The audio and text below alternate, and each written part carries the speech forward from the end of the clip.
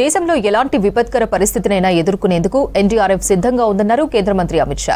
Pre trade agreement పై పలు దేశాలతో చర్చలు జరుపుతోందన్నారు కేంద్ర మంత్రి పీయూష్ గోయల్. పార్లమెంట్లో చర్చ జరగకుండా కాంగ్రెస్ అడ్డుకుంటోందన్నారు ఎన్డీఏ నేతలు. ఉభయ సభల్లో గందరగోళం సృష్టించడమే విపక్షాల ఉద్దేశమని ఆరోపించారు.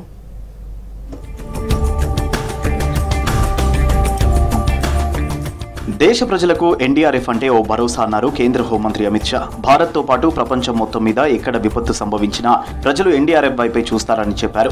ఎలాంటి ప్రతికూల పరిస్థితుల్లోనైనా ఎన్డీఆర్ఎఫ్ ఉందంటే బాధితులు ధైర్యంగా ఉంటారన్నారు. ఢిల్లీలో ఎన్డీఆర్ఎఫ్ ఫ్లాగింగ్ సెరమనీలో పాల్గొన్నారు అమిత్ షా. ఈ సందర్భంగా ఎన్డీఆర్ఎఫ్ సిబ్బందికి గుడ్ న్యూస్ చెప్పారు.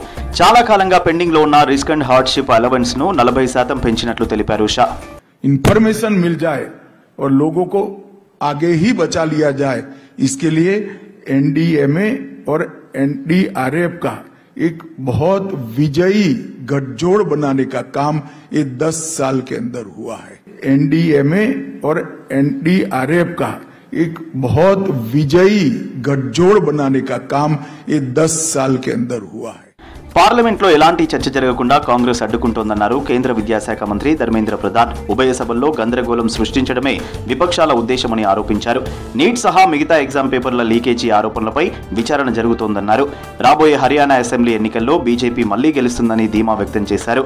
లోక్సభ ఎన్నికల ఫలితాలే హర్యానాలో పునరావృతం అవుతాయన్నారు ధర్మేంద్ర ప్రధాన్. आपकी नेतृत्व की भी आवश्यकता है और आपकी को एक अवसर मिलेगा हरियाणा एक नई ऊंचाई तक जाने के लिए. इस बार की विधानसभा चुनाव सिर्फ एक सत्ता वापसी की चुनाव नहीं होगी किसी के लिए भी.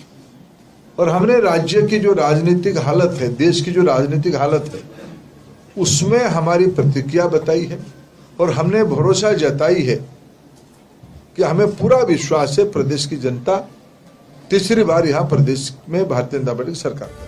ప్రీ ట్రేడ్ అగ్రిమెంట్ పై భారత్ వివిధ దేశాలతో చర్చలు జరుపుతోందన్నారు కేంద్ర మంత్రి పీయూష్ గోయల్. దేశంలో సార్వత్రిక ఎన్నికల కారణంగా చర్చలకు కొంత గ్యాప్ వచ్చిందన్నారు.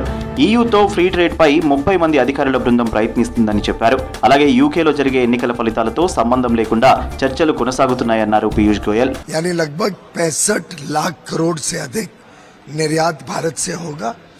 भारत के उद्योग जगत के, भारत के एक्सपोर्टर्स का मनोबल बड़ा मजबूत है, बहुत उत्साह में है. परसों ही मैंने सभी एक्सपोर्ट प्रमोशन काउंसिल्स और इंडस्ट्री एसोसिएशन से चर्चा की है और हमारा पूरा विश्वास है कि ये वर्ष एक ऐतिहासिक निर्यात का वर्ष रहने वाला है. ఎన్డీఏ సంకీర్ణ సర్కార్లో భాగస్వామ్యమైన జేడీయూ ప్రత్యేక హోదా అంశాన్ని మళ్లీ తెరపైకి తెచ్చింది. బీహార్కు ప్రత్యేక హోదా ఇవ్వాలని నితీష్ కుమార్ పార్టీ తీర్మానం చేసింది.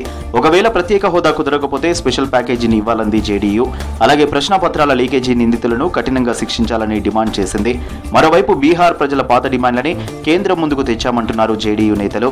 हम सबका विशेष राज्य का दर्जा या विशेष पैकेज की पुरानी मांग है, वो मांग हम लोगों का कायम है. हम लोगों के जो नेता हैं, ललन सिंह जी हैं, संजय झा जी जो यहाँ पर हैं राज्यसभा में और लोकसभा में जो पार्टी के नेता हैं, ये लोग आने वाले समय में प्रधानमंत्री जी से मिलेंगे और अपनी बात को रखेंगे मजबूती से. हाँ, नीट को लेकर प्रस्ताव पारित हुआ है कि नीट जैसे इस पे जो प्रश्न पत्र आउट होते हैं वो राजनीतिक जो रिजोल्यूशन पास हुआ है उसमें मजबूती से आने वाले समय में और काम करने की जरूरत है. और एक पॉलिटिकल रेजोल्यूशन नंबर 1. नंबर 2, उन्होंने राष्ट्रीय कार्यकारिणी के सामने घोषणा की है अब वो सदैव के लिए इसी गठबंधन का हिस्सा रहेंगे, दैट इज एनडी. दाएं बाएं जाने का आप चाहे कुछ भी लिखते रहो, दाएं बाएं जाने का हमारा प्रश्न ही पैदा नहीं होता. प्रस्ताव में दोनों चीजें लिखी हुई हैं, विशेष राज्य का दर्जा और स्पेशल इकोनॉमिक पैसेज के लिए हम लड़ते रहेंगे. మహారాష్ట్రలో డ్రగ్స్ సరఫరాను అరికట్టేందుకు కఠిన చర్యలు తీసుకుంటామన్నారు ఆ రాష్ట్ర సీఎం ఏక్నాథ్ షిండే. స్కూళ్లు, కాలేజీలు, పబ్స్ దగ్గర నిరంతరం నిఘా ఉంటుందని చెప్పారు. యువతను తప్పుదోవ పట్టించే వారిని వదిలిపెట్టేది లేదన్నారు షిండే.